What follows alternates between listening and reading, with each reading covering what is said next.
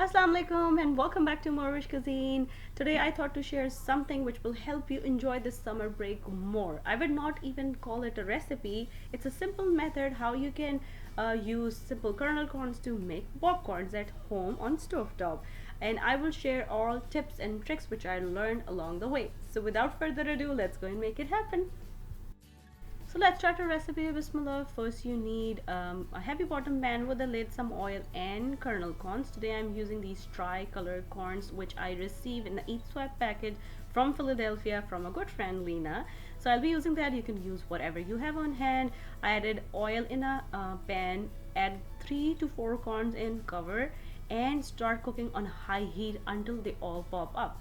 Then just take all these 3-4 corns out and add the remaining corns in there in a single layer, cover and bring the stove heat to the medium setting and just let them cook. All this process will make sure that it will build up enough steam and even heating, which will help all the corns to pop and none of the corn will get burned and stay pop.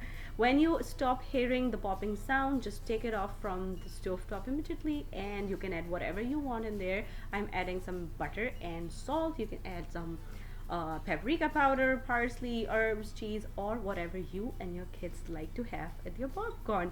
And you can enjoy these corns at home on a movie night or a game night. And if you're trying this recipe at home, please let me know how it turned out with you. If you want to learn something else, let me know. Leave me a comment down below and I will try my best to make it happen for you guys. Once again, thank you so much for watching. And if you like this recipe, don't forget to click on the links to enjoy a lot more recipes like this.